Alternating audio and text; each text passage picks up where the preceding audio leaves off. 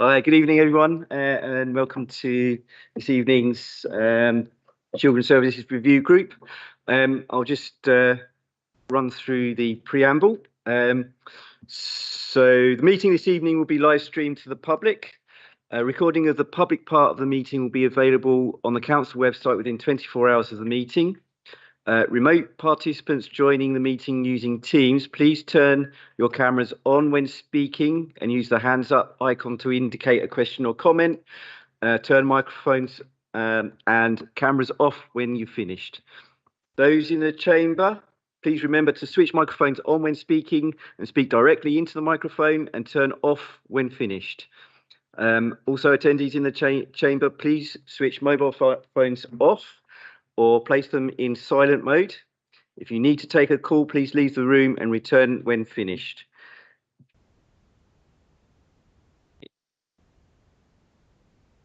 So, moving on to the first item of the agenda, which is apologies for absence. Thank you, Chair. We've had apologies for absence from Katie Thompson, the primary school representative. Thank you, Chair. Thank you. Moving on to the next item on the agenda, which is to approve the minutes of the last meeting. The minutes are included in the agenda pack on pages 5 to 11. Any comments on those minutes? Okay, I see no comments, so those minutes are agreed. Thank you. On to item 3, disclosures of interest, and I'll start by declaring my interest, which is that I'm a local authority governor of Summaries Junior School. Councillor Khan? Community governor at Dallow Primary School. Councillor Hussain? Councillor Keynes? Governor of the virtual school, Governor of Queen Elizabeth School. Councillor Fry? Teacher at Icknield High School. And Ashish Kadia? Hi, thank you. Parent, Governor and Vice Chair of the governing body at Wigmore Primary School. Thank you. Thank you. I missed any? Right. Great. Thank you. Moving on to item 4, which is urgent business. Nothing raised to me. No, Chair. Thank you. References from other committees or None received, Chair. Thank you. Okay, thank you. And we'll just move on to the chair's update. Nothing too much to report, although just for the information of members of the committee, I'll just mention that we've had the resignation of one of the parent governors, Dr. Nahid Sultan, who's moved away from the area. So there will be an election process to find a replacement parent governor. And also take this opportunity to welcome our new member, Councillor Adris Latif, to the committee, and look forward to your input. Yeah, also, yeah, thank you. Thanks for the reminder. And Mark Mailer there from the secondary school. Thank you.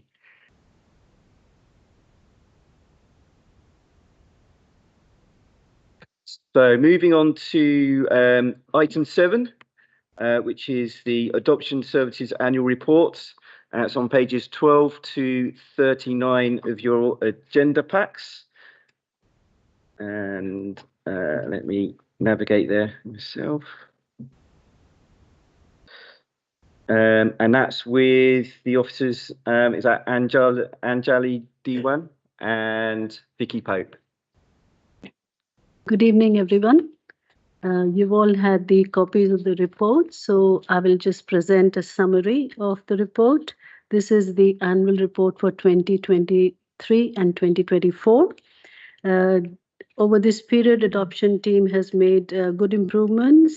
We've had 16 children placed for adoption during this period, and another 29 children were placed with their prospective adopters awaiting court dates. We are part Luton Adoption Service as part of the regional Adopt East. which includes 7 other local authorities and a voluntary adoption agency, as well as Barnardo's. Being part of the regional group has helped us in shared skills across the region, as well as support for all families going through the adoption process. And the adopters have access to a larger number of children, a larger pool of children, as well as a whole range of adopters, which helps in timely matching. We continue to use the University of East Anglia model of transition, which offers foster carers the training. This is the transition where the foster carers and the adoptive families have opportunity to meet each other with the children, and this process supports the transition process, leading to more successful adoptive placements. I have shared data around the performance. In 2023-24, we had 51 children who were adopted or waiting to be adopted or had an adoption decision reversed over the 12-month period. Of these, as I shared, 16 were adopted. The ethnic background of these children is primarily Asian British, or Black British. 16% of these children were of this background.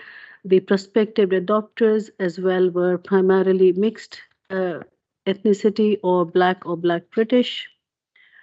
Then there is the timeliness of each stage of the adoption process that I've shared. If there are any questions around that, I'm happy to take that.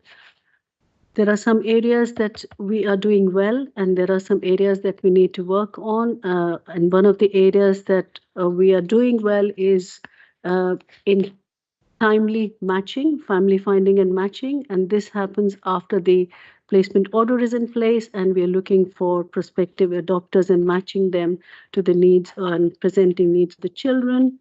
But some areas that we need to work on are the days of from the day the child comes into care to the point that they are with their adoptive families, which for the last 12 months is showing 527 days as an average. This is the area we need to work on, as well as the time between entering care and placement order. Both are interrelated, and this is an area we're working on by ensuring that the quality of the child permanency reports that are primarily in the family safeguarding team, we're working on the quality and timeliness alongside our panel advisor, as well as the case progression manager, ensuring that the timescales are met. We are also doing some work with the courts to ensure that the court orders are progressed on time. And some work is being done to make sure the delays in the adopter medicals are dealt with, as well as any delays in checks. So this is work across all the teams that we are doing.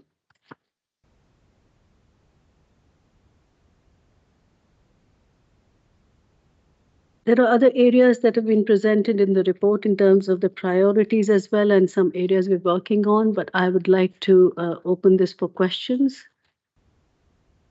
Thank you. Thank you. Any questions or comments from the floor?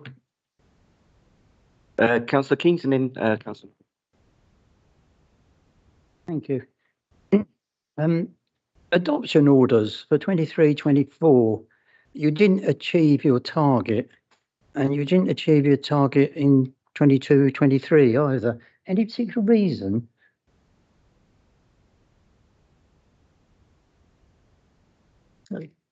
There are different reasons. It could be the delay in submitting the paperwork, or it could be the adopters have pulled out, or it wasn't a good match. So there are various reasons for that, for the not meeting the target.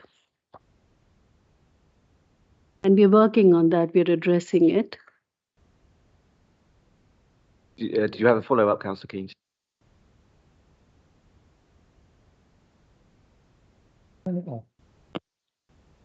See, yeah. What I ask every time these meetings is there a problem with the courts? Is there a backlog at the court? And is this one of the main reasons there's a problem anywhere? Hold up. There is a backlog with the courts, and there are a wide range of orders that they're looking at, right from interim care orders to full care orders and supervision orders. So the court has a lot of child-related cases that are looking at. So sometimes the priority on adoption or placement orders may not be the highest priority. And that's the work we are doing regionally across as well to address that with the courts. There have been some joined up meetings with our court counterparts to look at whether we can progress these faster. But the time frame for this is much longer than the other orders that we seek for our children. Thank you. Yeah, interesting. Councillor Keane had been serving in the court, and I had the pleasure of sitting on the bench. So we do now, during the COVID, there was a major delay in terms of the courts. Now, have we caught up with the delay now? Are we now getting the benches and the judges are now making a decision? And my second question to you is, in terms of Adopt East, is that now a very successful story in terms of matching the background diversity of the children? To answer the first question, yes, we have caught up with the delays. It's 3 years. We have caught up with the delays. And to answer the second question, Adopt East has been in place now for 4 years. So we are learning. There is, we evaluate our work. We are learning from our experience, and it's shared across all local authorities. So it's a constant learning process, and then putting things in place as we review and learn. It's working more successfully, I would say, in terms of recruitment, training, getting more diverse carers. Although I must say, Luton is providing the diversity in carers, adoptive carers that we assess in the region. That's coming from Luton. Just a comment, I think is very important. A child should have an adoption as quickly as possible for the sake of the child, which is more important to have a loving family sooner rather than later. So we should make every effort that children are adopted as quickly as possible. Thank you. Ashish Katia? Yeah, thank you. Thanks for the work on this and thanks for the report. Really clear. So on page 20 of your report or page 33 of the member pack, what you can see based on the 3-year averages is that there is a significant increase from the last 3-year average to this one, going from 455 to 527. I appreciate that you haven't necessarily got the other kind of benchmarking data to compare against. So can you just give us any thoughts or reflections as to the increase? Because what was clear before is there was a gap between the average and it was reducing the gap. But yeah, I'd love to know if you've got any insight, number one, into the step change or the step up in the 3-year average increase, and number two, any indication as to where the England average is likely to be at, or based on what you've heard so far, are we going to be miles off? Have they continued to reduce, for example? Sorry, I didn't catch the first part of your thing. Which table are you referring to? Sorry. Table 4, I think, is in your report, page 20 of your report. And your question was around the increase.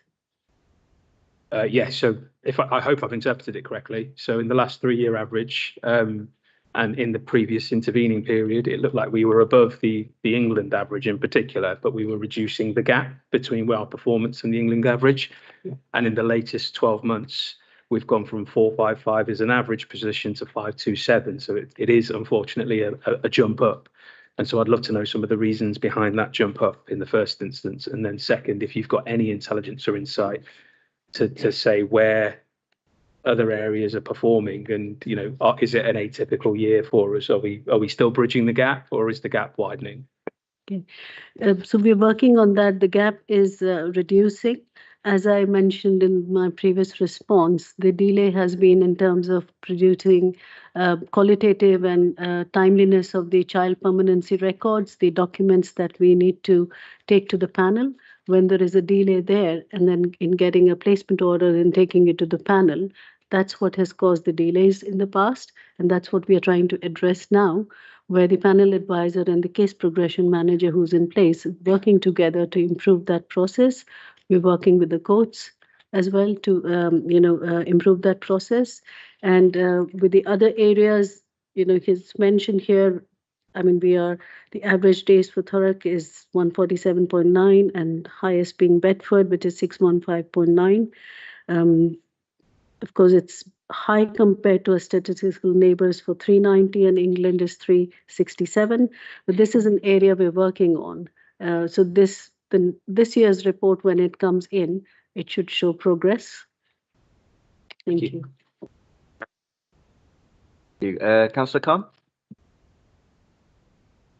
Thank you, Chair.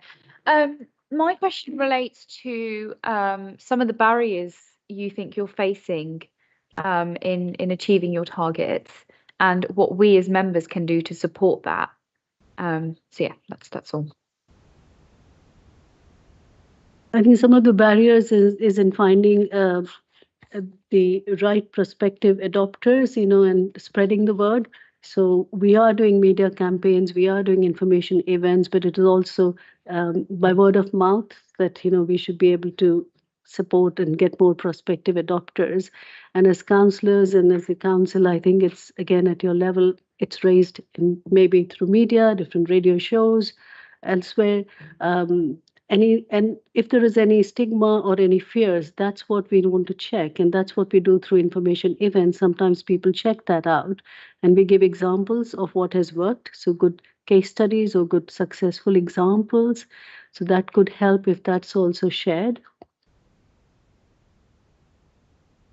Okay, thank you. So the thing is, as members, we don't have access to those case studies. So in working in line with your with the communications team here at council, is there a way in which you can encourage, so I'm more on board, but encourage the wider member team to perhaps make noise around that with the comms team, and see if you can do a campaign around that? Because in all honesty, like, I've personally not seen much around on social media on that. So is there a specific campaign that we can do on that and raise awareness and for education purposes? Really, is there something that you are working on already with the comms team, or is it something that we can actually help and push out there for you?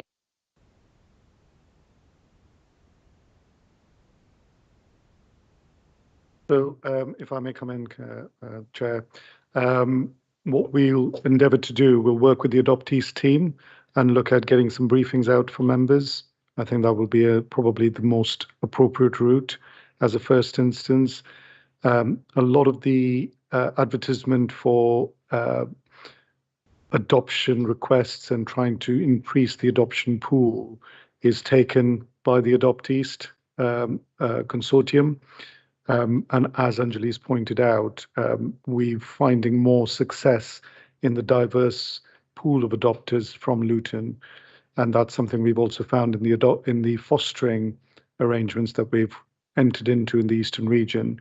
So actually that's something we can do initially through the members' brief that comes out on a regular basis, and we'll go from there. We'll take that action. I have one more question, if that's okay, Chair. The next question relates to, I know you've got some statistics and some data around the ethnicity of some of these young people, and I know that you're doing some work around ensuring that they're being matched up to the right families, but I think I just want to emphasize that actually for a child to be matched up with a family that shares their ethnic heritage is really, really important, because actually we have a growing issue of the fact that there's a lot of children that are growing up with an identity crisis. So what work is being done? I know you've talked briefly about it, but I think I just want to kind of reiterate that and just hear a little bit more about what method and process you follow to ensure that children are being placed with the right family, but also the culturally more appropriate families. So this is where, when we are family finding and using different methods, of course, we do a regional search and ensure that there is ethnicity and cultural and ethnic matching. We also use LinkMaker, which is the national database. And we try our best to make sure it's culturally and ethnically matched for our children. And if it isn't, then we do some work with the families around what areas they would need to focus on to ensure that the child gets the right, cultural and ethnic and all the other support that he needs. That's the work we do with the families where we can't find the right ethnic match, but we make all the efforts. And that's why sometimes family finding time can take longer.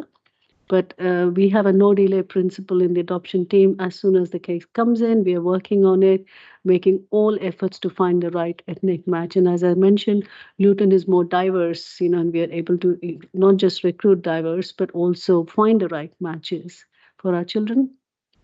Thank you. Thank you. And once the family, so if say a child is matched up with a family, but doesn't necessarily share the cultural heritage or ethnic heritage with that family, are we ensuring that we are following up every year to ensure that the family is following the correct process and introducing them to their cultural backgrounds and providing that education?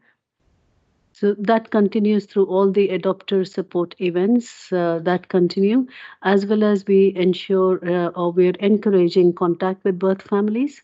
And that is going quite successfully as well. So when that contact is happening with birth families and all these, the areas are reinforced and support put in place. And, there are very successful examples across the region and in Luton as well around this. Thank you. Thank you. Just a follow up with that. So the contact with the families, is that post box type contact, or is there a drive towards direct contact? Both, depending on the circumstances, it's both. And a lot of face-to-face contact is happening, which is very encouraging. There was a time with adoption, face-to-face contact wasn't considered. Now the courts are also encouraging that, so it's become more open. And we have a lot of work around safe and meaningful contact as well happening, some training as well. So thank you. Any other questions, comments? Councillor Mahmood? Just to, I think probably can confirm that, because we in general, we don't adopt children from the local adopters, or are we doing that? That's not the case, is it? As it's further away from Luton, isn't it? My question is really, is it the adopters are from locally from this town, or is it further away? Because normally the adopters are not in Luton because of the families. If they say Luton family, they're likely to, come into contact with a child. Am I right in that? I think it is, we look at the best match for the child, and there is no consideration really that it won't be Luton. But sometimes if the birth family is very close to the adoptive family, then we have to consider how that would go. So it is, again, based on each child's circumstances. But there's no restriction saying it can't be Luton. Yeah, in family, I'm not talking about family setting. I'm talking about those that are not. And also the child also get a life story to go with them, isn't it? Is that correct?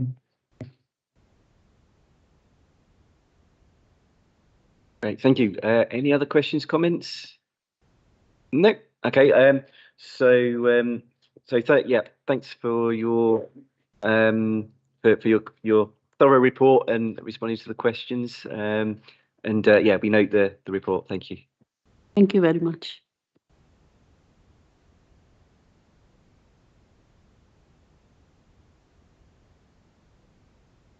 Okay, so moving on to the next item on the agenda, which is item 8, which is the Fostering Services Annual Report, which is on pages 40 to 65 of your agenda pack.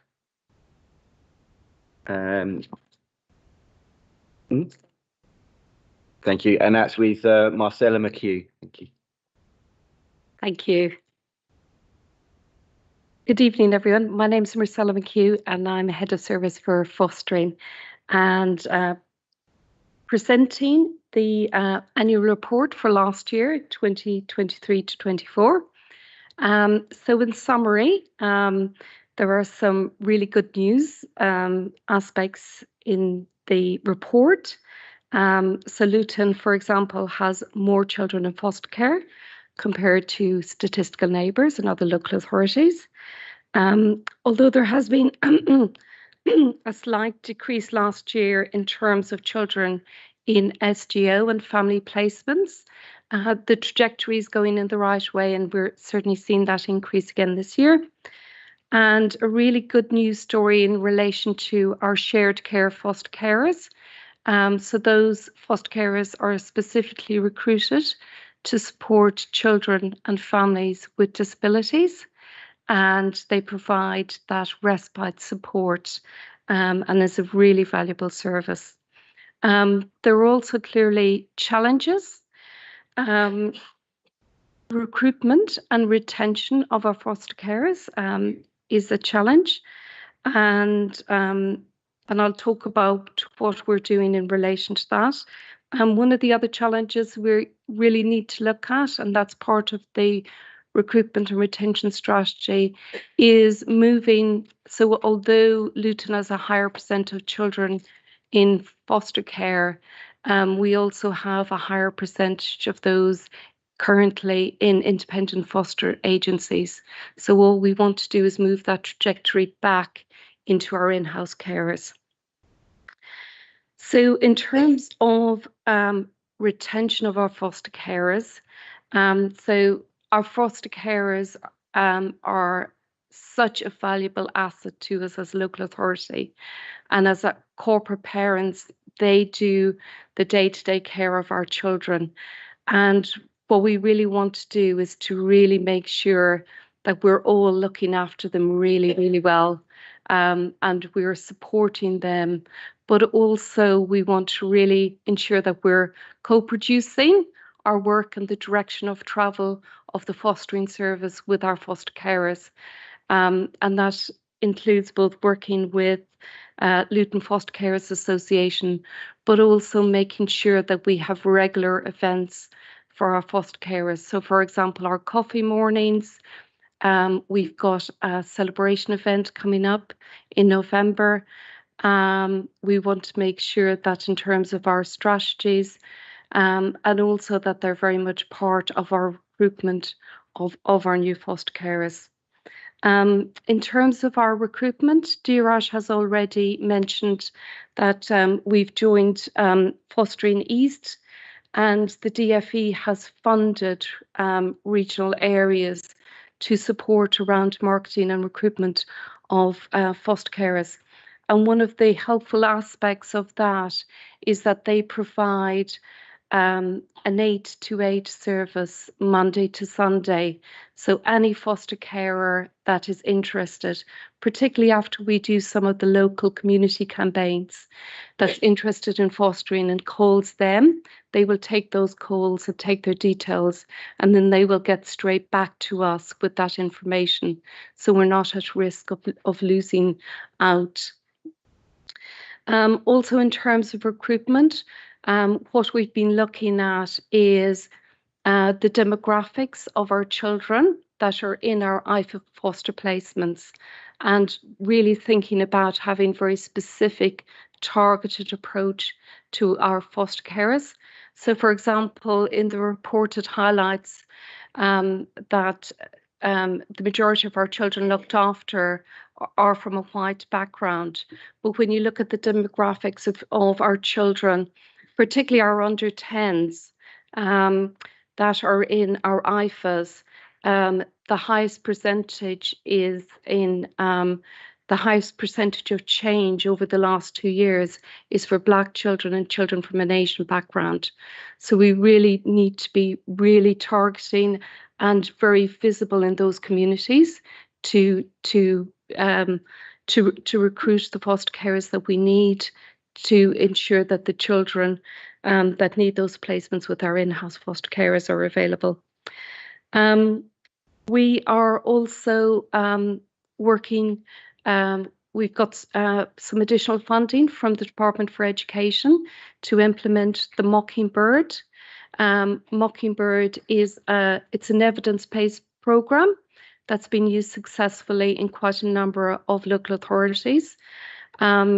Basically what it does is it provides like a peer support network. So you have a foster care household, and other households that are in that satellite. And in a way, it's almost like an extended family. So they can provide the respite and support to foster carers. We've also been looking at our panel and doing quite a lot of additional recruitment to make sure that we have, so that we don't have challenges in terms of not being able to hold panels and delaying any of the process. So we're extending our recruitment, both in terms of chairs, vice chairs, but we also want to have our care experienced young people as part of our fostering panel, because the voices and experiences of our care experienced young people are really invaluable in those spaces. And we're also developing the support to our SGO carers. We are specifically in the process of recruiting an SGO support officer, but we've also, as part of the DFE pilot, and a lot of work going in relation to that to support family and kinship care. But we're also looking at how we can utilise some of that learning, knowledge and support from that to really support our current SGO and our kinship carers as well. So I'll pause there for any questions. Thank you. Any questions, comments, Councillor Mahmood? Can I ask you, in terms of the recruitment of the new foster carers, can you roughly tell us, in the last 2 years, have we managed to get local foster carers improvement in the service? Because in the performance, it doesn't give that very clearly. What have we done in the last 2 years? So I think, like I said, in terms of improvement over the last 2 years, it has been a varied picture. So there has been improvement in some areas, but I think in terms of the recruitment and retention of foster carers, that has been a specific area that needed a lot of attention and has been getting the attention. So I think the next report you will be able to see some of that. Yeah, because in page 62 and 63. See, I've got a couple of questions, if I can, please. Yeah, 62, 63. I'm rather surprised to see the chair of fostering panel and the vice chair resigning at the same time, which is very unusual to say the least. And is it because we're not paying them enough, or is it because their payment are not in time or something? Is it because they had a pretty long service, from what I know, the both of them? So in terms of the question, in terms of payment, and our benchmarking has showed that the pay is within the range of our neighbours. In terms of what we've been told, certainly for the chair, it was for some personal reasons. And then in terms of then we went into a round of recruitment for that, to replace that chair, and I think as a result of that, the vice chair also made a decision to leave. My concern is really if it's co-ed, because the longer it takes for the foster carer to have another co-ed panel, they really change their mind in between. So we ought to be doing that. In terms of keeping on the payment side, are we sort of competitive with the agency carers? Are we getting close to the rates that the private sector is paying or the independent companies are paying? So in terms of, there is a significant difference in terms of the rates that a local authority foster carer would receive compared to an independent fostering agency. However, there are other factors to take into account. So again, we have done benchmarking with our neighbouring authorities. And in terms of the rate that Luton gets paid, foster carers receive, that is the middle. So we're not at the top, but we're not at the bottom. We're in the middle of that. I think, you know, there are other things. So when we get feedback from our foster carers, it's not necessarily in terms of the finance. You know, it's also in terms of you know, how much they feel a part of us and part of the service and feel appreciated. And I think as well in terms of because we know it's a really tough job for our foster carers, and sometimes the support we need to give and think about, which is why the Mockingbird is so important, is that emotional support. So yeah, so how we support them when they're having, you know, some of those challenges and difficulties. Yeah, I mean, I understand that, yeah, in terms of support is most important than probably financial, but we need to catch up with it because the agencies are paying far more higher and ridiculous rates compared to the local authorities, not Luton, but others too. So we need to, you know, at least in that terms, value our foster carers.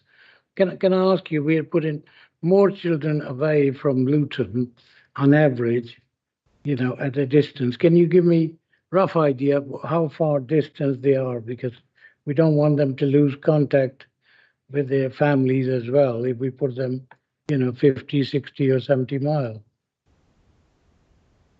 So in terms of the distance and how far they are, the majority are within a close distance. There will, of course, be some of our children for particular reasons that do need to move away. And I think more recently, what has been interesting is there are a number of adolescent young people that are becoming looked after that are specifically asking not to be placed in Luton. And you know, and that seems to be an increasing narrative, and I think that's something we need to understand more in terms of why that's happening. What the challenge I see is that the figures have gone up year on year, and we need to handle that because the last thing we want them where they lose contact with their, you know, biological families, because in the end, we want every child to, you know, eventually to go back to their families, yeah, rather than to be permanent foster carers. Yeah, thank you. Thank you. So we have Councillor Begum, and then we'll go for Councillor Tigley. Thank you. I just wanted to draw your attention to page 55, where you've got your marketing and you've got a few pictures there. Looking at those pictures and then going back on page, where am I? Back on page 64, your first point where you're saying that you are looking to recruit foster families from the BAME community. When I look at this picture, I don't really see anything that would grab somebody from my community to say that actually I want to give these kids a chance and maybe I could do this. Purely because there's nobody that looks like me, first of all. Secondly, even when you've got these children in the picture, again, I don't see anything that resembles me, or perhaps I can't see in these pictures that I could perhaps add value to any of these children's lives. If anything, maybe turmoil because I'm Muslim. They may not be from that same background. Again, the cultural clashes. But another thing actually that one of my colleagues said to me the other day that I found quite interesting, because she's a foster parent. I'm not going to name who she is or any other details other than the fact that she's a foster parent, but she made a comment and I thought, I wonder how all our foster parents feel, because she's looking after a Muslim child at the minute and she does she kind of sat down at lunch and she said, it's halal again. Why is the food always halal? Why don't they cater for us people? And I thought, okay, so you're looking after a Muslim child. You really hate halal food. You hate halal produce. Therefore, she said she doesn't buy halal food. I'm thinking, in terms of how many children are we putting through these foster homes that perhaps aren't getting what they should be getting? It just made me think. I'm not saying it's Luton. I'm not going to say where it is, but to hear those kind of views sometimes makes me wonder how are we vetting our families? Obviously, families are going to tick the boxes when they go through the interviews because they're going to say everything that we want to hear. But in terms of supporting them as well to understand that actually it's okay to not want to adhere to other people's cultures, but that doesn't mean that they have to adhere to yours either. And perhaps having that conversation with the child, because clearly in this case, there's no conversation going on and it's just a case of this is what you've got. It's either this or nothing. So again, when I'm looking at marketing, I'm thinking about how are we reaching out to our families? Because culturally, I mean, we don't tend to, it's a taboo thing to foster children. It's a shame thing in the community as well, especially with us Bengali people, we're quite private. So again, there's all of that.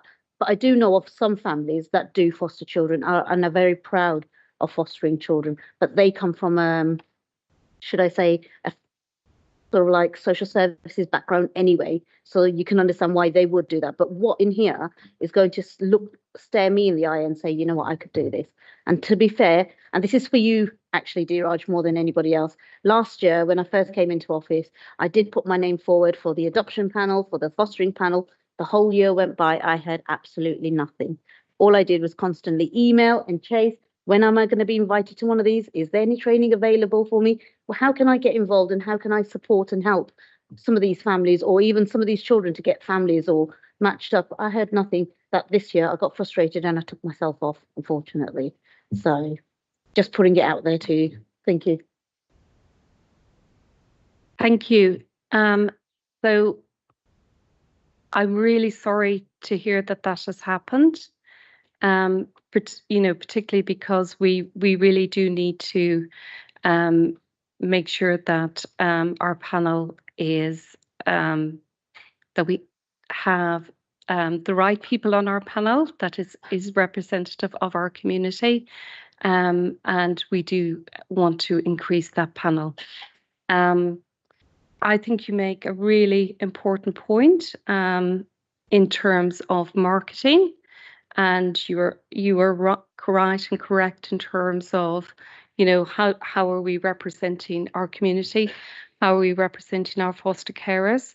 I think the point you've made in relation to, because we do need to recruit more Muslim foster carers, because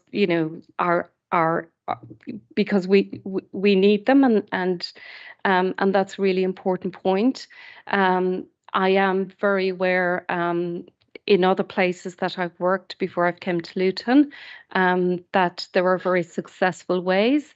I understand the perception of fostering. I also understand, in terms of cultural and religious beliefs, what that means and some of the challenges and some of the conversations you need to have in relation to talk that through so that people understand that and understand it, particularly in terms of payments and benefits.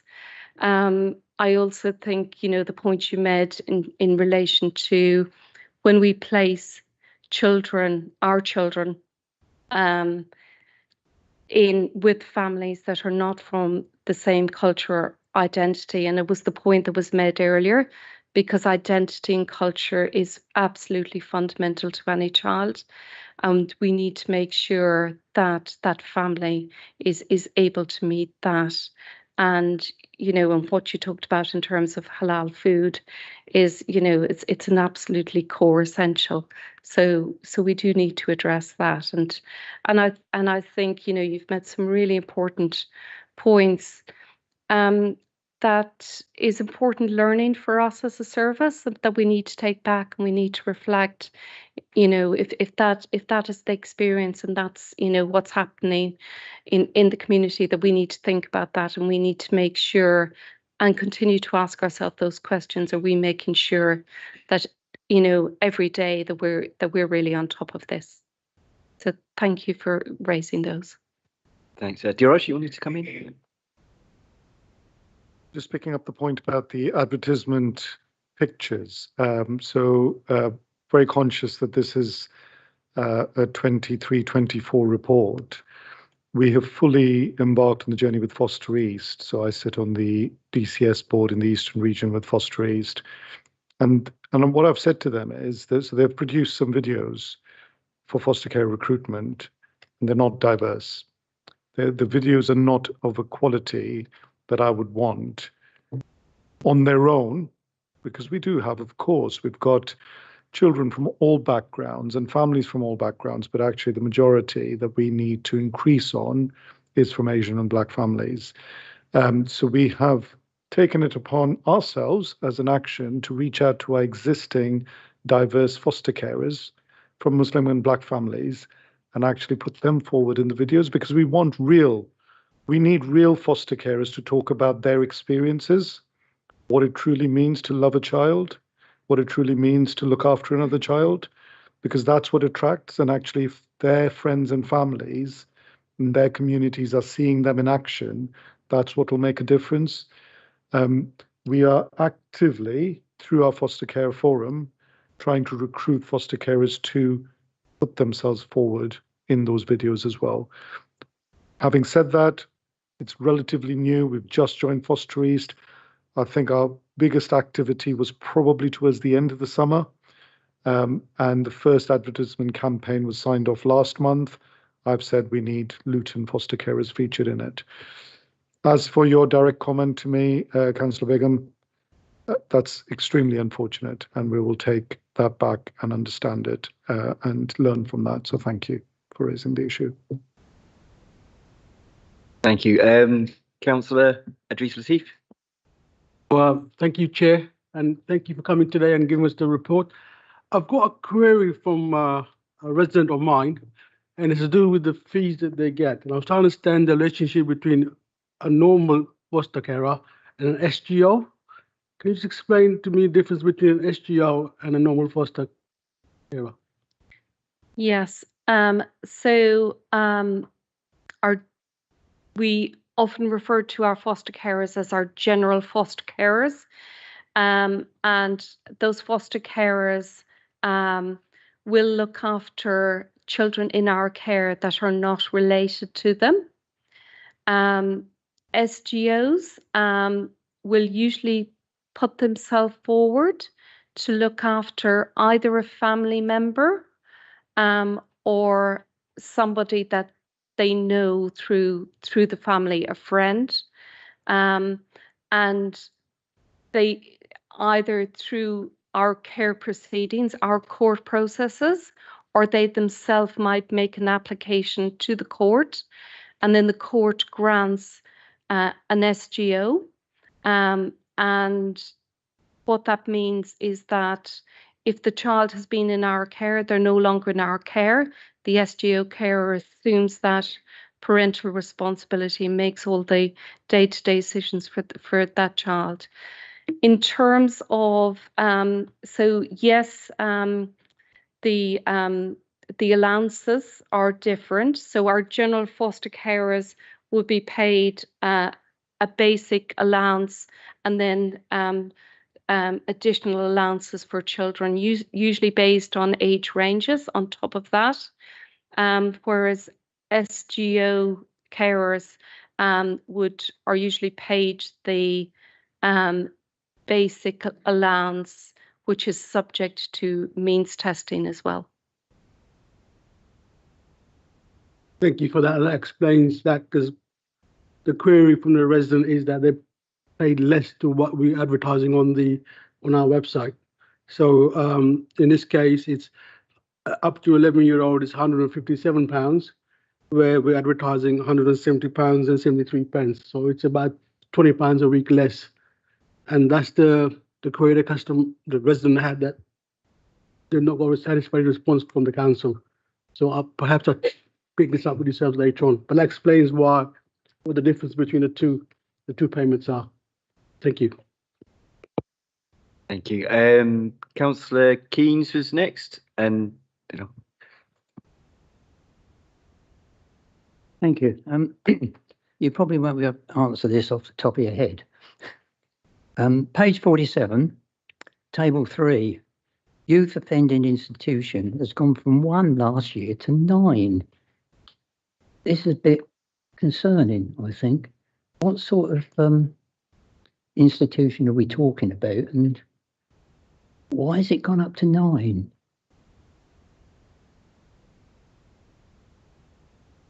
Chris, you wanted to come in on that?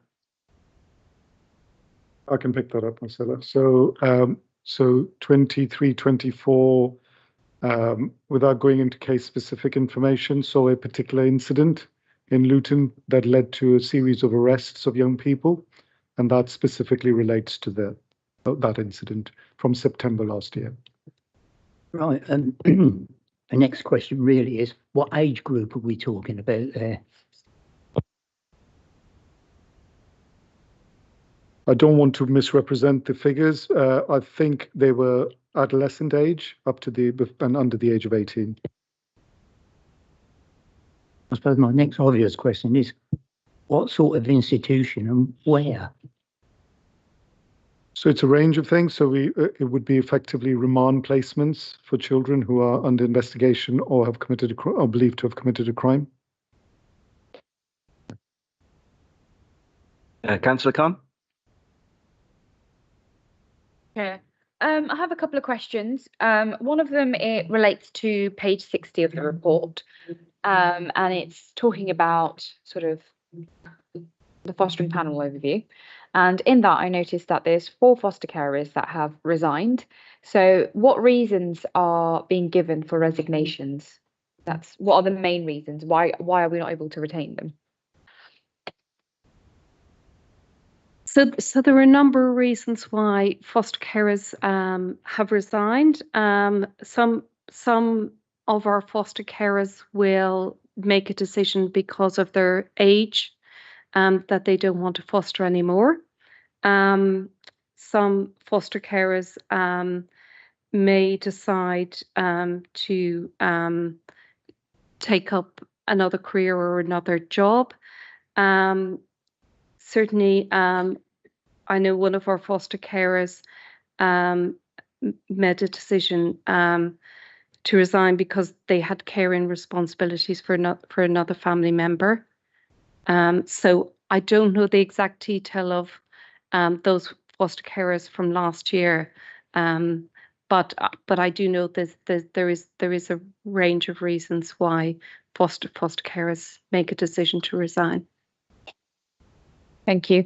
My next question is around, so a lot of these children that are being placed in foster care come from very, traumatized and difficult backgrounds.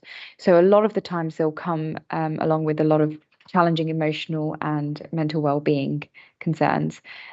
What support is being given to families that are new to fostering, and is there any sort of system in place where some respite is offered to these families when it gets a bit too much? So all of our foster carers will have a supervising social worker that will be available to visit them, to talk to them over the phone, to talk about the problems. And obviously, they'll also have the child social worker. We also have an educational psychologist that works and supports both the team, but also foster carers as well, in terms of thinking through strategies. We do have some respite foster carers that can provide respite, but again, it's an area that we want to develop and make sure we have sufficient. But when I talked about the Mockingbird, that that as an evidence-based program has really been shown to really help and support around that. So effectively, what you would have is you would have the group of foster carers in that constellation, and they would know each other and know each other's children, and the children would be able to spend time in the other foster carers' household as well. And that does provide opportunities for respite, but within the existing relationships that have been built and developed. Thank you. And as part of the Mockingbird program, so you're telling me other families are sort of partnering up in some ways and connecting with other foster families, creating those relations and offering respite to one another. Is that what, just for clarity, is that what you're saying? So it's providing both emotional support, but also having the opportunities to provide respite as well. Thank you. Councillor Mahmood? In terms of chairing, that would be probably helpful to members if we can have perhaps an ethnic background of the foster carers when there is a report being given. That will, because from my experience, there was a very diverse background of foster carers from diverse communities. They were not obviously, really highly representative, but at least there was a very good presence from all communities rather than just a community. So I think that would help. The other question is really my colleagues in terms of the members. Previous chair didn't want any elected member on the panel. Councillor Taylor was very difficult to get him onto the fostering panel because there was a reluctance. They didn't want any members on it. And I think that can be now taken into account. If members are interested, they should be given the chance to be able. Because at the moment, there's only one councillor and he's doing far too much already. Thank you. Diraj, you wanted to come in on that one? Thank you, Councillor Mahmood. So if there's anything, so on page 52 of the pack, we've tried to illustrate the ethnicity breakdown of all our foster carers. If you require some additional information, please let us know. With regards to the panel, I'll turn to Marcella for any thoughts of the current vacancy rates and needs. So we've just completed a new recruitment in terms of, because we do need to increase our fostering panel. And in terms of having elected members on the panel, I think that's really important. I also agree that it's very challenging just to have, one person doing that. There's always a lot of paperwork to be read for fostering panels, and that's why the larger the cohort that's on that panel register, then the more that can be supported and rotated as well. I mean, we do need consistency, but we also need to have enough people on there with lots of different experiences, reflecting the community. So I don't see any reason going forward why that wouldn't happen. Thank you. Ashish Kadia? Hi, thank you. Really good report. Thank you so much. A couple of things from me, really. So when I look back at the key priorities or key areas for development for 23-24, they were in a paper that we got about this time last year. What I was trying to do is look at the top 10 priorities that you set out then to see how you've progressed against them. So it's good to see that there's progress. I guess from a reader perspective, I was trying to pick different bits out, and all I would ask is for the report this time next year, where you've got your key development areas for 24-25, and there's 11 of them, if we can just have the same headlines. Where are we where are we with that? It's okay if you don't hit all of them, recognize that it's a really challenging environment, but it would just be good to have a kind of a clear message and a consistent message so we can see if these were your priorities, this is how you delivered against those priorities, and halfway through the year something else might have come up, for example. And then it just leads me to when I look at those priorities, one just stood out, and not necessarily from the report, to strengthen consistent case recording. So that leads me to then go, is there inconsistent case recording? I'm assuming there might be, but I don't want to put words in your mouth there. So you've highlighted things there that are need for improvement. And then the other one that I referenced was the move from I'm going to get the words wrong, independent foster carers to the local authority foster carers. I couldn't see that as a priority unless I'm missing something. So forgive me, but I recognise these are the panel priorities as well. So that's a lot out of you. So thank you. Yeah, Thank you for those points. I think they're really important points, and yeah. Thank you. Any other questions or comments? Yeah. Thank you, Chair. It's great to see that you have a marketing officer role that's filled now, and it's great to see the range of marketing activity that you've carried out there. I just wonder if there would be a possibility to take advantage of the schools and to share this information directly with schools. I, for one, as a head teacher, would be more than happy to share this with some 1,200 parents. And if you extrapolate that across the town, you'd be hitting quite a few people. Thank you. Fantastic. Thank you. We will definitely take you up on that offer. Great. Thank you. Any other questions or comments? No. Thank you. So the recommendation was to note the report. So thanks for the thorough report and responding to our questions. Thank you.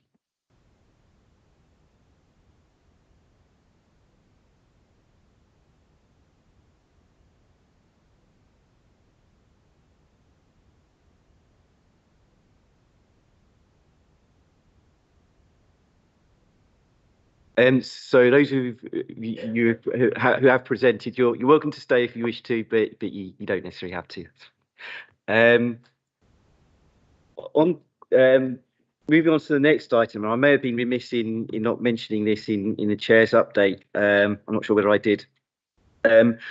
In relation to item 9, the Luton Safeguarding Children Partnership, regrettably, the speaker has been unable to attend this meeting tonight, so that is going to be moved to a future date.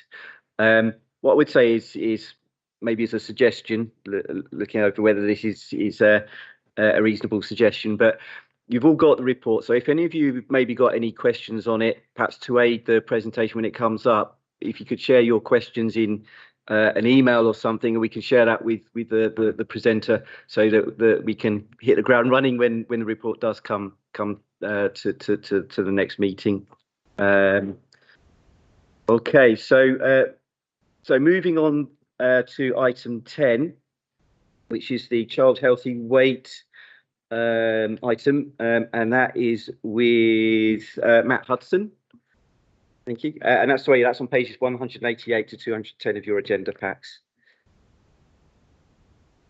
Great, thank you, Chair, and good evening, everyone. Thank you for your time today. I have got some slides. There were some in the pack. I've added some to that, so as I go through the slide deck, I'll just point those out. But I will be try and be as succinct as possible, so I know everyone's had the report in the slides in advance, so I'll try not to dwell too long on anything. And Chair, please do give me a prod if I'm rambling too much. I would appreciate it.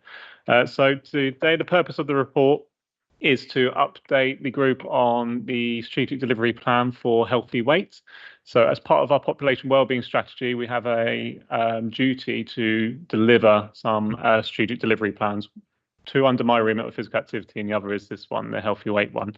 So we've been doing a lot of thought and work in the background around how we want to take this forward. And as you may be able to tell from the date on there, we're looking hopefully to bring it through for adoption next year, but we're still doing a lot of thinking around how best to bring this forward. So today I'll be talking around the healthy weight declaration, how we feel that'd be a good fit to bring into this process in terms of giving us a framework to report on. So without further ado, I'll jump into my slides. And as I say, I'll try and be succinct with these, as I know you've all had these in advance. So in terms of the background and context, obviously healthy weight remains a priority for Luton, and particularly from a public health concern. It's something that we need to continue to maintain a degree of focus on and continue to work collectively and collaboratively on across the whole system. So all the different services across the council, and all the other businesses and community, voluntary and social enterprise sector across Luton, this is something we all need to take very seriously and work together on to hopefully achieve our outcomes. But our aim remains quite broadly to improve the health outcomes of Luton residents, as well as reducing inequalities. And today, I think, as we move through this report, you'll be able to see how we're starting to take a sort of a different stance to how we want to tackle this issue.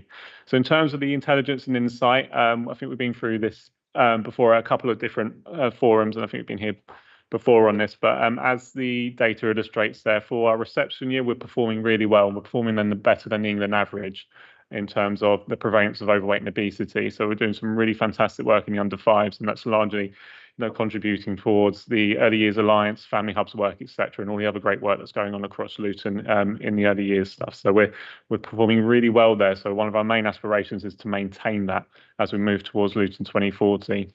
Unfortunately, where we're not performing well is within Year 6 in the prevalence of overweight and obesity there. And I suppose just in terms of contextualising that, where we have other areas, statistical neighbours similar to us from Children's Services perspective in this is we're performing similarly.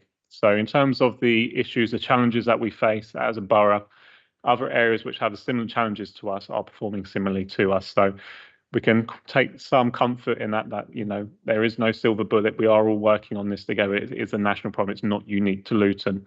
But just to add some context, further context to that, I've just added in how we compare against the Children's Services Statistical Neighbour benchmarking tool on there. And we're ranked 4 out of 6. So one of our aspirations is to be the top of that. So where we are statistically comparable to other boroughs, we want to be top of that in terms of performing the best out of our statistical neighbours.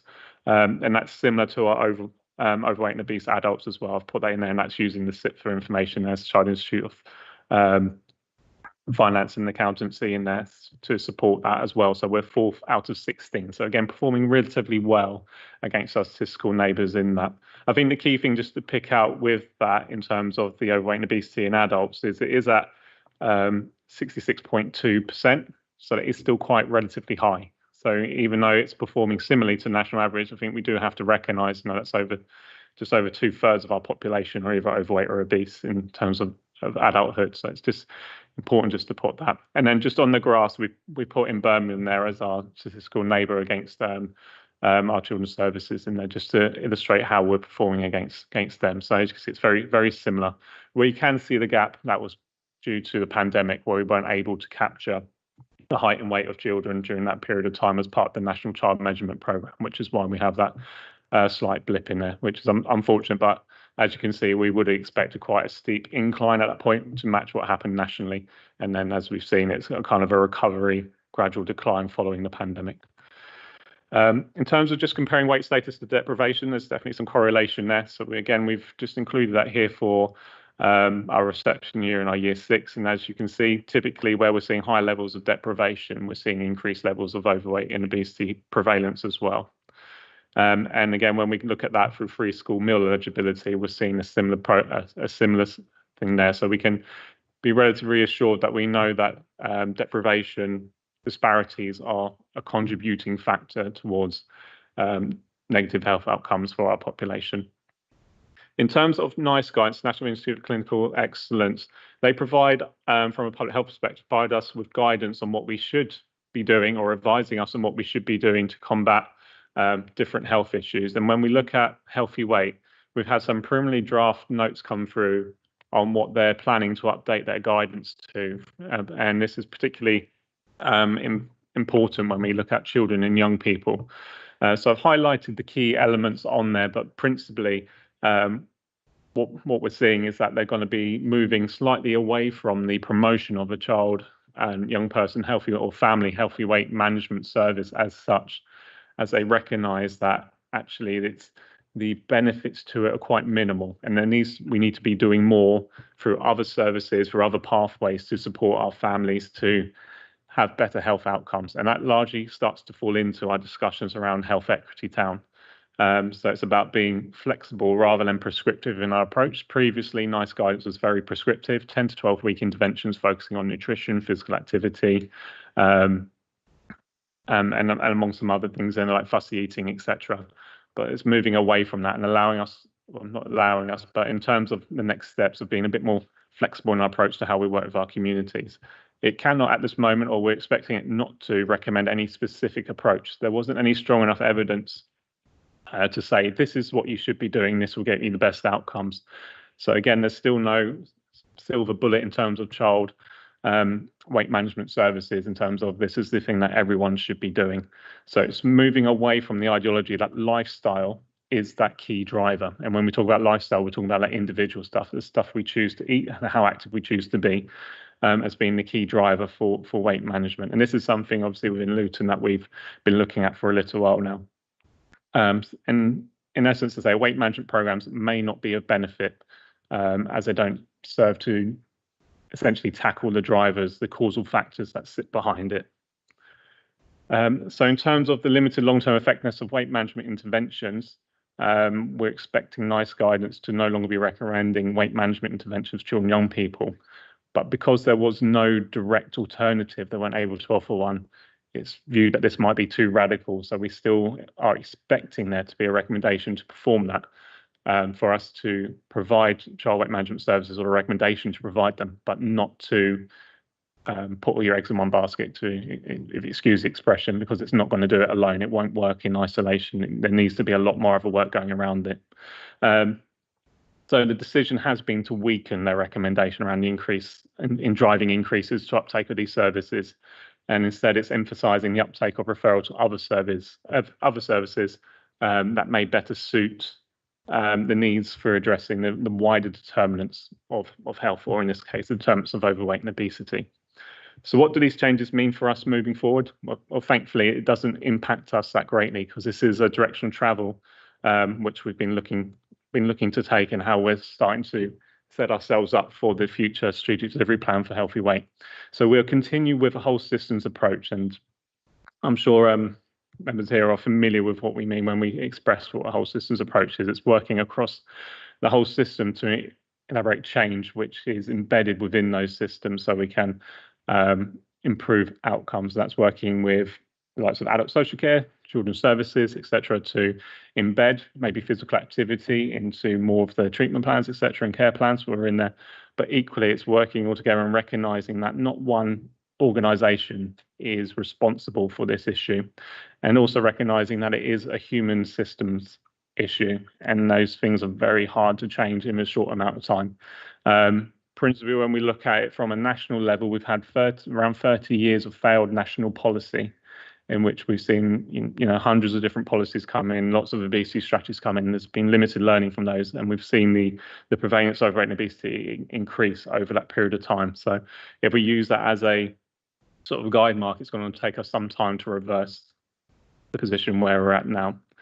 So this is one of the additional slides that I've brought in, and this is starting to think around our theory of change and how we're planning to embed this theory to make changes and benefit our population. So originally, it was largely centered on addressing the root causes of weight imbalance, essentially. So looking at both underweight, overweight, and through promoting sustainable behaviour change. So we're very much focused on behaviour change previously, and using different models to support people to changing behaviour. So it was in essence, trying to maintain a healthy weight by leading to improved physical, mental, and emotional well-being, essentially. So better food choices, being more physically active, and trying to help individuals deal with stress. Moving forward, what we are doing is incorporating the social and wider terms of health as causal factors within this theory of change. So it's recognizing that health outcomes, including weight management, are influenced not only by individual behavior, but also by broader societal, economic, and environmental conditions.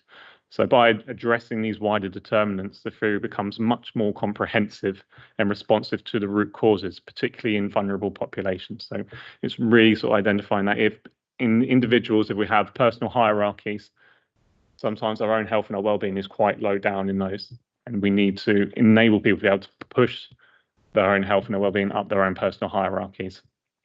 So ultimately, the goal is to achieve and maintain health weight among individuals, and utilising both behaviour change mechanisms as well as targeting the social terms of health to result in those improvements.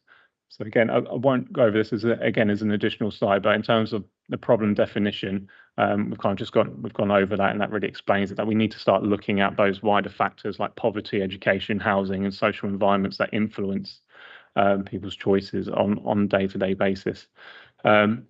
So in terms of a long-term outcome, what we'd like to see is to reduce the prevalence of overweight and obesity and underweight through equitable access to resources, environments, and support systems that promote healthy eating and active living. So very much looking at that whole systems change.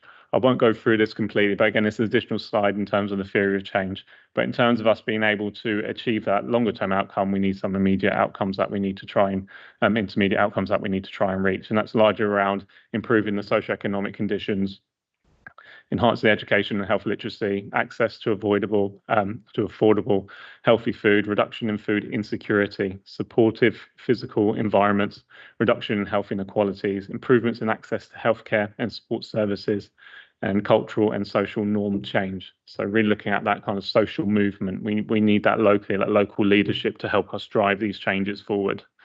In terms of assumptions and inputs that we need to put in, as kind of alluded to, the individuals are more likely to achieve a healthy weight if their environmental circumstances support healthier behaviours. We strongly believe that. We also, the assumption that structural factors such as economy, sustainability, education, etc., are pivotal in determining an individual's ability to maintain a healthy weight. And addressing weight management requires a multifaceted approach. It's behaviour change, social support, and policy interventions. It's an array of different things that need to be in place to enable us to achieve our outcomes. So generally, when we talk about health equity town, it's the causes of the causes that we're focusing on. We really need to focus on those deep entrenched inequalities that exist.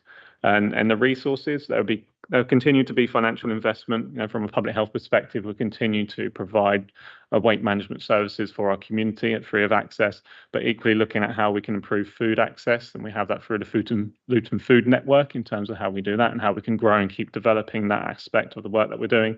And also in our parks, in our gyms, and our leisure facilities, how can we improve access to those and improve sort of free access and low cost access to activities, and making our parks, whether it's perceived or physically more safe or perceived to be safer, that we can get more usage within those. Partnerships, we'll continue to grow those. So we have the council has strong connections already with the school and education, load of community organisations and businesses to address socioeconomic and environmental barriers. So again, under the health equity town work, continue to drive that work forward to improve our connections and get them on board with our messaging around our priorities. And then education and training, so health providers are able to address weight-related issues through a holistic lens. So that's being a bit more considerate in terms of when someone, or more compassionate in the sense of when someone is living with overweight and obesity, that there are potentially wider aspects at play which they will need support with. So then in terms of the frameworks, I think I might have finally jumped back onto the slides that I've shared with you all, although maybe in a slightly different order. We will commission food. Our intention is to commission Food Active to support the delivery of the Healthy Weight Declaration. Now, that will provide a framework for all the different pieces of work that we've been doing in Luton. So there's lots and lots and lots of work going on around this agenda, but they're happening in lots of different spaces. So what we need is a centralised framework to pull that all together. And broadly, that'll be under the 5 things which are listed there. So strategic system and leadership, something where I think the council needs to take ownership, commercial determinants, health promoting infrastructure environments, organisational change, cultural shift, and in terms of monitoring and evaluation, ensuring that we are, in terms of both process and longer term evaluation, having the impact that we intend to. So in terms of the Healthy Weight Declaration, I think these slides are in your deck now, so I should be back hopefully with you. This gives a broader breakdown of what those 5 key themes are and the work that should be taking place underneath those. In terms of adopting the Healthy Weight Declaration, we're doing already lots of work under these themes, so we'll be able to pull these into a framework quite easily, but equally it will enable us to identify clear gaps where we need to be doing more. So I'll skip over those. And then in terms of additional activities, this is some additional thinking I was doing before presenting this evening. There are some other standards in which we probably want to be delivering against, and in terms of looking at the health equity town, that's income and employment support programs, ensuring that that's helping deliver the stretch aspirations that we have, nutrition education, literacy campaigns, etc. So again, those on the screen are just other things and where we are doing work or we need to be doing more work. And particularly from community development perspectives, working with our community engagement officers and how we can mobilise our community to support us in this approach, and co-design and co-develop action plans and how we can do that. Some of that work is around public health and how we're looking at localism and how we can enable individual citizens who have a real passion to make a change or a difference to improve the health of their community, whether that's through seed funding or small grants to enable them to do that. Planning, we've got the local plan review coming up, so ensuring that all the policies which are going to there, that we as a collective group scrutinise those from a position of healthy weight and ensure that we're doing all we can within those. healthcare access and support through the ICS work that we're doing, so integrated care system, and with the integrated care board, and all the work we're doing there to ensure that continues and that we have equitable access and support in place. Food security, as previously mentioned, we have the Luton Food Network, so ensuring that it continues to grow and that work is coordinated and is driven by the community. And then school workplace wellness programs, so continuing to engage with our local schools, in particular the academies where we've got facilities available, trying to unlock those to the community at an affordable rate for our residents. And then in terms of the governance structure, I won't go into much detail here, but just to affirm members that we do already have an established governance structure which is accountable to the Health Equity Partnership Board. So ultimately that's where we will report to. But as part of the development of this strategic delivery plan, we wanted to come here and express, our desires, really, our aspirations in terms of and the direction of travel for comment. In terms of measuring success, there are a number of different metrics in which we will utilise to evidence where we are having success, or where, in some cases, the work maybe that we're doing is not getting the outcomes that we want. So we may have to change tack, but ultimately these are the key metrics in which we will be looking to report against going forward. And as you can tell now, in terms of just continuing to contextualise data, we'll be looking to report against our statistical neighbours to, again, to one, provide a different view in the sense of if we always compare ourselves to the national average, we'll always be performing quite poorly because, there's a reason why we have statistical neighbours, because we have similar challenges within our demographics across those spaces. So it's always important to contextualise our data. But equally, there's more process information in there around like the total wellbeing key performance indicators, and making sure that we're continuing to report and show those and have those scrutinised as well. There are more metrics that sit beneath that. And just again, this is more around the slide just to show that there's so much that goes into healthy weight at the moment, and so many different metrics that we need to monitor and keep an eye on to ensure that we're having progress. And all these contribute towards the overall outcome of reducing that prevalence of overweight and obesity. And then these are in the slide deck, so I won't linger on these too long. In terms of our monitoring and evaluation, we'll be adopting a values matrix.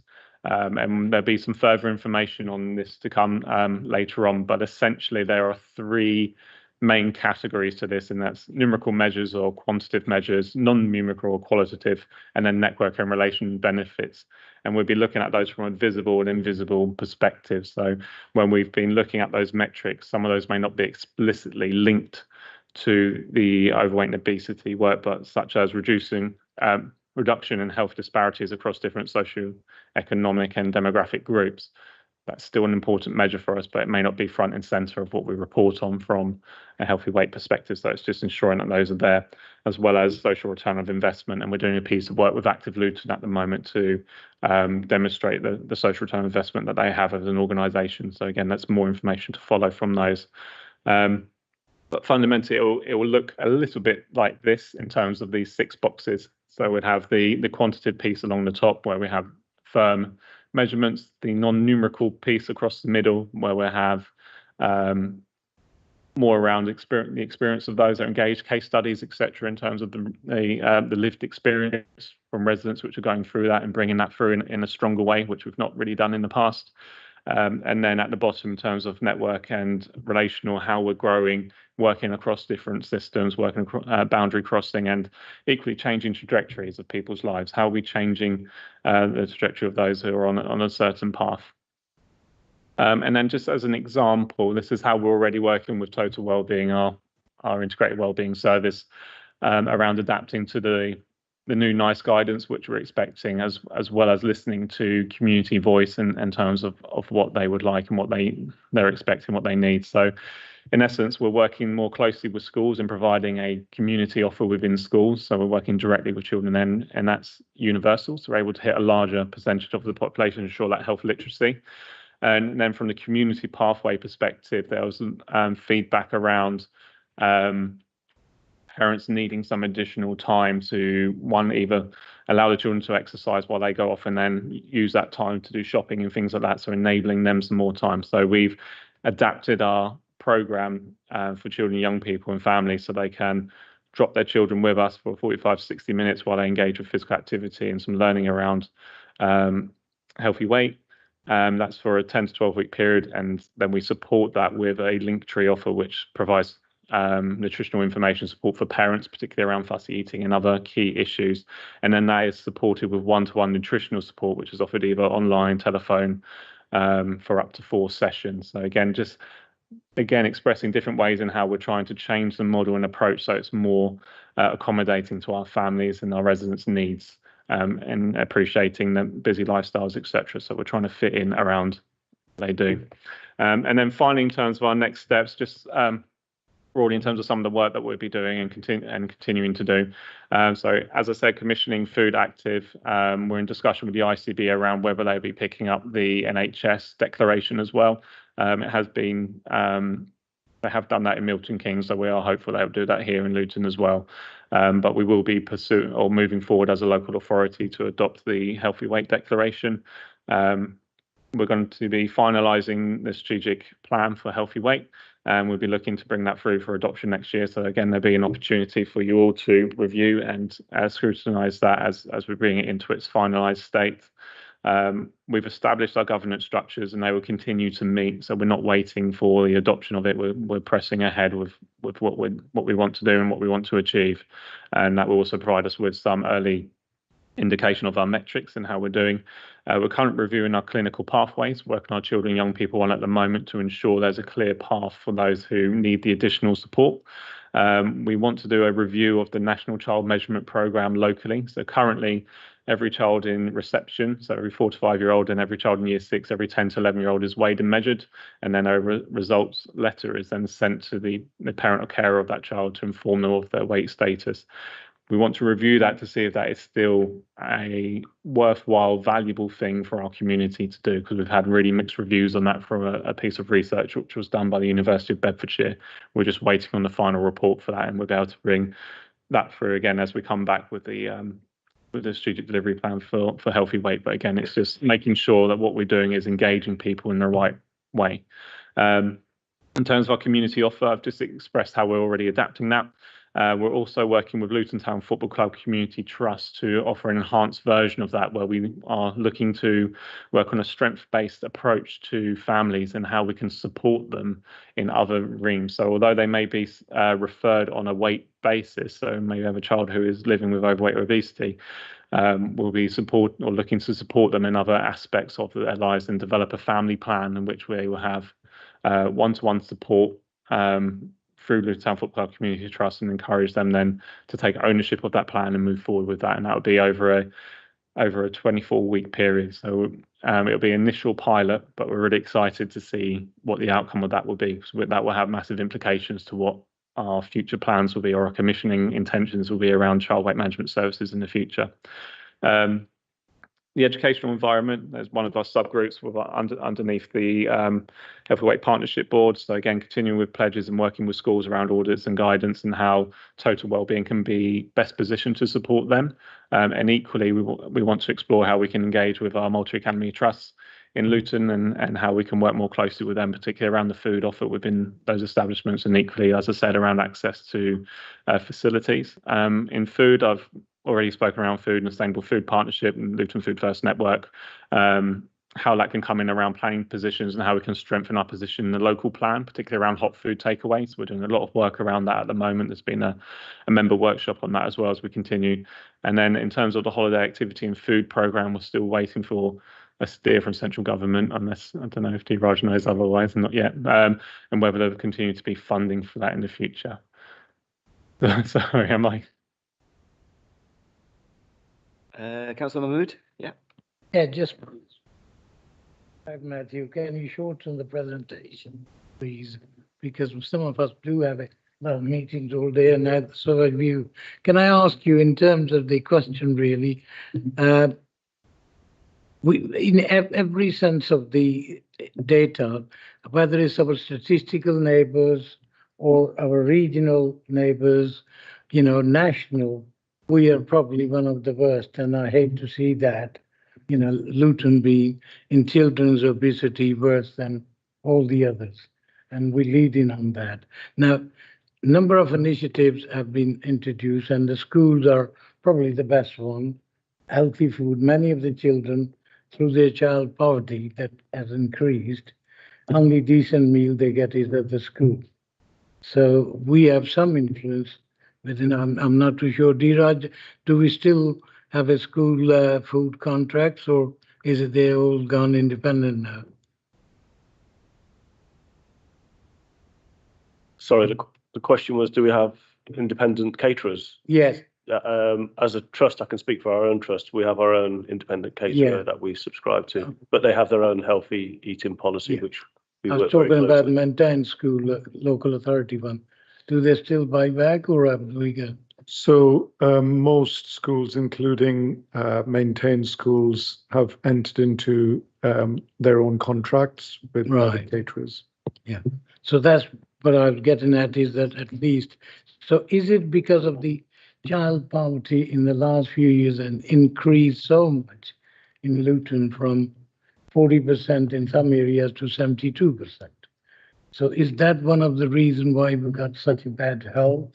Or is it other factors from other towns who have also a similar deprivation than ourselves, but the children's health is not, in terms of the weight, is not as bad as ours? Do we know that? Any of that answer? Well, in some ways, it is a collection of issues. Obviously, we've had the impact of the pandemic, and we're still recovering from that. We also had the cost of living crisis. We're seeing fuel prices go up by 10% again this month. So there's a number of different issues which are contributing towards that. Obviously, I think the food one's an important one. I think most when we talk around probably principally primary schools, that although they are sourcing their own catering, I think they still have a due diligence around that, but we're not 100% sure on what all are doing. So we do need to do a bit of an audit around that and see where they're at in terms of if there's any improvements we can do with them implementing their own procurement policies around food, etc. And certainly from academies and secondary schools, it's a bit more challenging because there's a bit more independence of children, young people, or the young people who attend those, so they can obviously go off campus and things and all that kind of stuff. So it's a bit more challenging then, but certainly in primary schools, there is still quite a focus on providing one through the curriculum as well as within their own catering services, a food offer.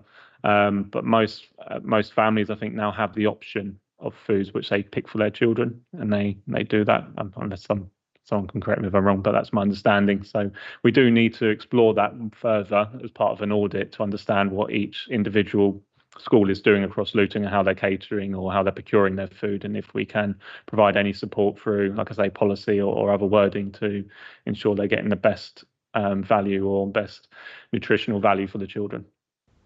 A couple of questions. Yeah, can I ask you, in terms of, we're going through the local plan at the moment, yeah? So I mean, surely we've been talking about it for many years in terms of having no fast food takeaways, so many distance from the schools. We've been saying that, but Downside is a very good example. Just cross the road and you got 5 takeaways. I mean, members were not even consulted. Planning committee members. This is how bad we are. So we need to get our act together. And this is our ideal opportunity now that we're going through a local plan, to put those conditions in at an earlier stage. So are we working on that? Yes, absolutely. So we're looking to strengthen the policy what we have. Obviously, on the back of previous discussion with members some years ago, we put in place the food plan, which we used as material reference towards hot food takeaways, and we've been successful in getting a number of refusals through that process. But as you say, there are a number of established hot food takeaways, and Downside is a particularly frustrating one, given it's a retail park which has its own issues around loopholes and things of that nature. But even the nature of having a Smith's toy store with McDonald's next to it is very frustrating, as well as being opposite school. So if they're not at school, then they're going to a toy store, then the drive is still there. So yeah, we're definitely looking at how we can best strengthen that within the local plan and bringing through stronger policy around that. And we're getting support with that through national partners such as Food Matters and the School Association around how we can best implement that policy. So there's minimal loopholes within there. We're also exploring that through the healthy food and drink advertising policy, which we adopted, and how we can extend that to like our bus shelters, so where they're close to schools and things as well, that they don't advertise foods that are high in fat, sugar and salt, which is a bit more of a challenging one given the arrangements, but we're continuing to work very firmly on that. And as alluded to earlier, we've had a member workshop specifically around hot food takeaways, which included Councillor Simmons and a number of others around how we can best strengthen that going forward. So we're very much tied in with our planning colleagues and Chris Tom as we move through on that journey, that process of refreshing it. So I can assure you today that will be a very strong policy which comes through as part of that refresh. Our colleagues sit on that, the local plan working party, and I'm sure they should keep that in mind. But the last one is really from me is in terms of the supermarkets.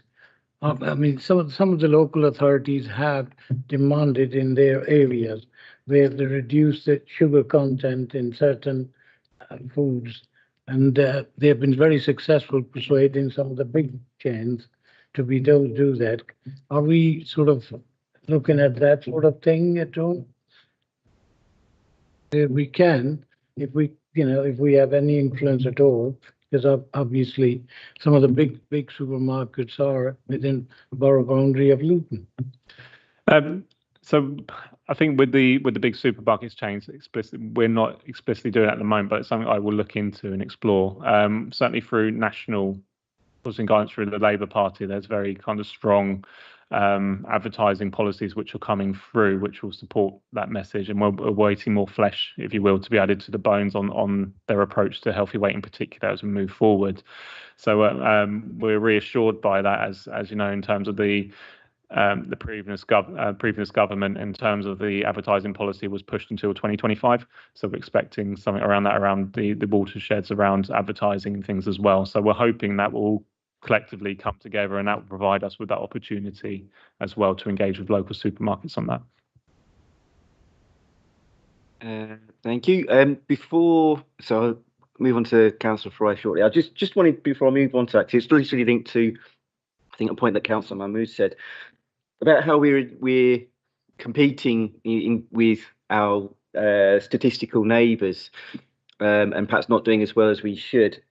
I just wanted to challenge really on one of the slides, measuring success, that the aim is to be above average or best. I would say that maybe aiming to be above average is perhaps not aiming high enough. I mean, that's like aiming to be mid-table, isn't it? I just sort of appreciate your thoughts on that, especially considering the council's like 2040 vision. Yeah, no, thank you for that, Chair. I think where that kind of comes from at the moment is how we break that down over a longer period of time. So our longer term aspiration is to be the best performing out of our statistical neighbours. So where there are, for example, children who are overweight and obese in year 6, if we're kind of 4th out of 6, we want to be the best performing in that group. So currently we are in that mid region. So I think the initial thinking was around that, but just to assure that our aspiration would be to be the best performing, but it's just over which time period. So certainly, as you say, by 2040 we want to be the best, but say by 2030, what is realistically achievable for us to get to? Because as I say, as a human system, it's hard to put a time frame on some of these things, but hopefully that gives some reassurance. Thank you. Yeah. Councillor Fry. Thank you, Chair. Sorry. Thinking about the free school meals, children are the ones that have the highest prevalence of overweight children. I mean, unfortunately, they're also the parents that are probably stuck with low incomes and having to buy the really cheap, highly processed foods that also put on the weight. What are we doing, for example, maybe working with the food banks, where I know they've got a lot of dry goods and things like that, but they could also have high processed foods in the tins perhaps that they're getting. Can we not work with the food banks better to perhaps get fruit and vegetables? I know they haven't got the shelf life. Is there some way we could get some sort of fruit and veg to some sort of food bank?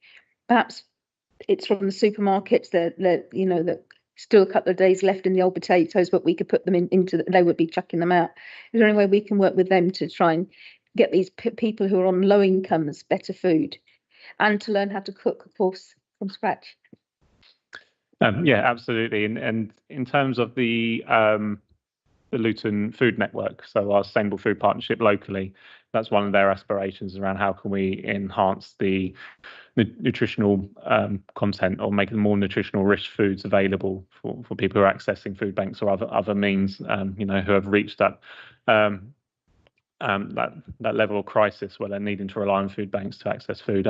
One thing which has been quite not overly frustrating, but with supermarkets now doing their own kind of, still good kind of boxes and things that can go out. So that's limited in some cases the food which gets delivered to our food banks within Luton. We know a number of schools are providing food banks as well, which generally might have more perishable goods in it, as you say, like fruits and veg. But it's definitely something that we're looking at. We're working with Luton Food Bank to ensure that we're doing that in other, soup kitchens and other things around providing hot meals and things of that nature. So the next step for us really is trying to work with others such as Merry Sea Coal as a local organisation of how we coordinate that offer, because there's lots of people doing lots of great things, but if everyone offers it on a Wednesday, what's everyone doing on a Thursday? It's that kind of element next. So we've got some of that in place, but as I say, the food bank has, rightly as you say, generally avoid things which are perishable on their shelves and things, and we need to probably work more close in terms of an educational piece of our community. Like if they are donating to the food bank, if they are donating food to the food bank, that they're just being a bit more mindful and conscious of what's going in there. But again, just to remember that we are engaged with the food bank as part of the Luton Food Network, and one of our aspirations is to achieve a Sustainable Food Place rating of bronze. So that's the first step onto that ladder. And we're looking to submit our expression of interest in January for that. So again, all of this falls into that and having a good food charter locally. So, but no, yes, thank you for that point. But we'll continue to work with them to improve that offer. Councillor Bacon. Thank you, Chair. One of the things I find fascinating is actually looking at what Miss Councillor Fry was talking about in terms of pages 196 and 197. One of the things I notice in general, really, more than anything, is that when it comes to people who can apply for free school meals, and then you've got those that obviously don't qualify, I find that there is that in-between bracket of people that fall into the trap of it's easier to kind of buy the ready-made meals that are perhaps heavily processed, high in sugar, high in a lot of these bad stuff and salts and things like that, which contribute to some of this obesity. But at the same time, there's also, I'm sure there is also a number of children who are very malnourished and underweight, because I see quite a lot of that when I walk around Lucy, especially when I walk around Chantry School, where my children go to. And it's interesting though, but what are we going to do, or is there any support that we can offer for those in between families? Because I do speak to quite a lot of families and they say, okay, don't quite qualify for free school meals. At the same time, I can't afford to keep on giving packed lunches or give the healthy options, as we call it, because things are quite expensive in the supermarket. Vegetables are expensive. So if you were to give even carrot sticks, that's quite dear as well, and obviously they don't last very long when you open a packet. So in terms of what support can we offer those families, because to be fair, even my own son said to me, Mom, just give me a burger, it's much more easier. And I am tempted at times, but I don't. But it can be quite tempting. But what can we kind of do as a council to support those families that fall in between? Yeah, no, thank you, Councillor, for the question. And yeah, absolutely. I think there's what kind of one of the next steps for us is, as you say, we've kind of got food banks was that point of crisis, and then there's people who are probably, and then with the those who qualify for free school meals are in that space and hopefully catered for to some degree. But those who are on the edge, what we're hoping to do is bring through a different model of like a community pantry, which enables again working with organisations such as some of the supermarket chains and things where they have food which is still good, but they're not going to put it on their shelves, for example. This again, we're talking about the frustration of like the wonky boxes and things, because that's something that we could tap into before. But they can then be put into a community pantry where you paid like a membership fee, which would be, I think the one that Robin went to see in Liverpool was around £4 or £5, I think it was, sort of a month to be a member, and then you can go in there and do that. So it kind of maintains an element of dignity with it as well. So you're still going and you're still contributing, you're still paying for something. So that's on our radar, and that's what we're hoping to bring through is these community pantries. Again, obviously as colleagues within the Luton Food Bank would say, obviously their aspiration is not to exist. And similarly with pantries, our aspiration would be to have those in place, but not for them to then be independent. So it's a conscious thing. We have to be careful in how we do it and how we deliver it. But that's what we're exploring at the moment.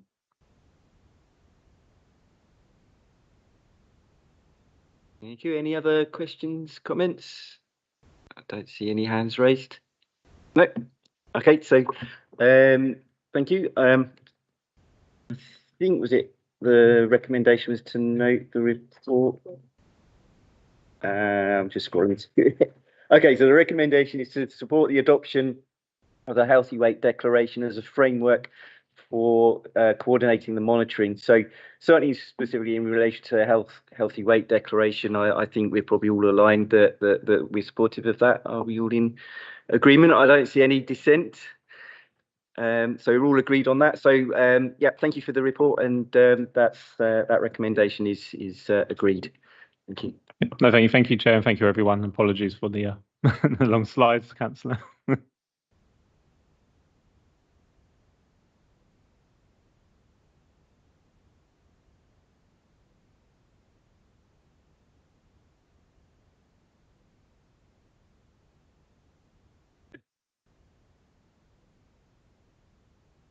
So the next item should be quite a quick one. It's looking at the draft work plan. It's more sort of for information of members. What I would say is there's quite a number of items down for our next meeting in November, and again, as we always do, we will review those, and I'm sure we'll be perhaps slimming that agenda down somewhat. So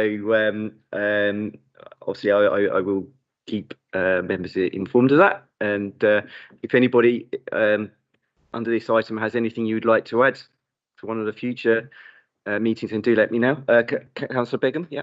Just wondered when we are going to bring back item 9 then, because the next lot is quite full. Yeah, Yeah. absolutely. I'll discuss that with Diraj and the other officers to find the most appropriate time to bring that back. Sooner rather than later, of course, given as we've all seen the report. Yeah. I don't know whether we could extend to a hotel room, but maybe a few hammocks or something that might work.